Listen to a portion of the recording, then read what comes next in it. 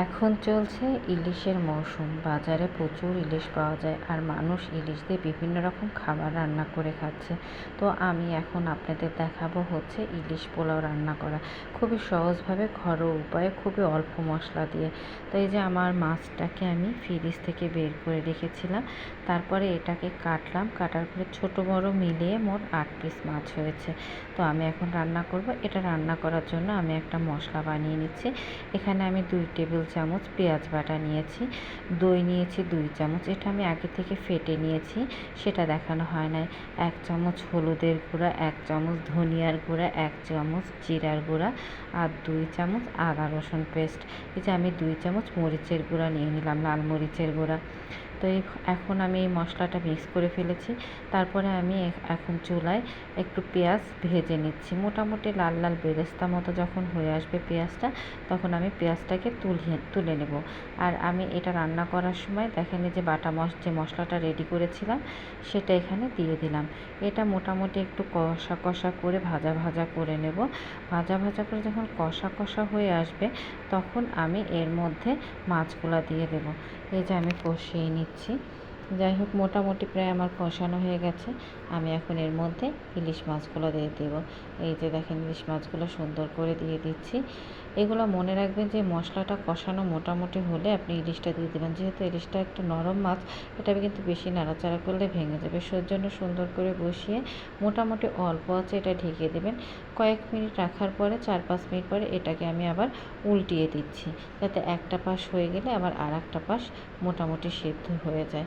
যাই হোক, মোটামুটি যখন সেদ্ধ হয়ে আসবে, তখন আমি এই পেঁয়াজ বেরেস্তাগুলোকে হাতে ভেঙে তারপরে এই মাছের মধ্যে দিয়ে দেবো। তাতে একটা সুন্দর ঘ্রাণ আসবে পেঁয়াজ বেরেস্তা থেকে। তারপরে আমি কয়েক ফালি কাঁচামরিচ দিয়ে দিলাম, একটু পানি দিয়ে দিলাম মাছগুলো সেদ্ধ হবার জন্য।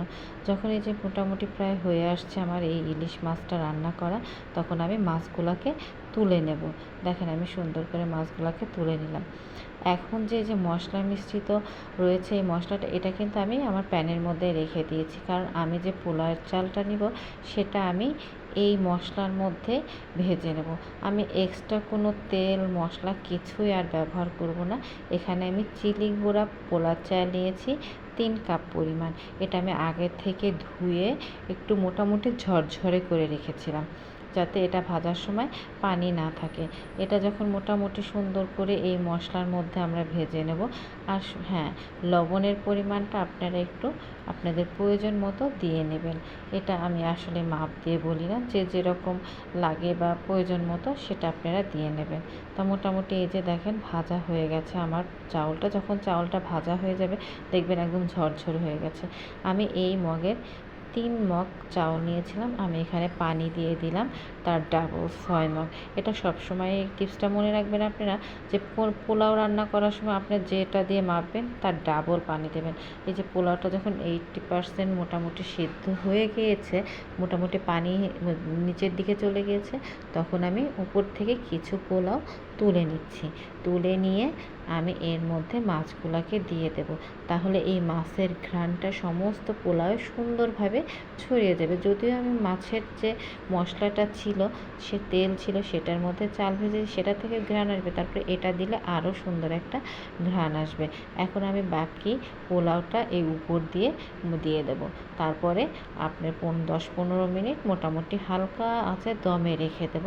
তাহলে সুন্দরভাবে ঝরঝরে পোলাওটা হয়ে যাবে এবং মাছের ঘ্রাণটাও সমস্ত পোলাওয়ের সাথে মিশে যাবে। এই যে হয়ে গেছে। এই মাছটা তোলার আগে কিন্তু একটু খেয়াল রাখবেন, কারণ যেহেতু মাছটা আমি মাঝখানে রেখেছি, সেজন্য আস্তে আস্তে এটা তুলতে হবে।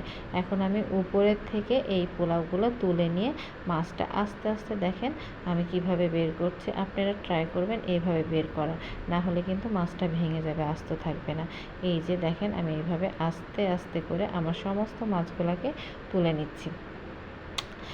এই তো আমার মাছ তোলা প্রায় হয়ে গেছে, আমরা যে খেতে চলে আসছি।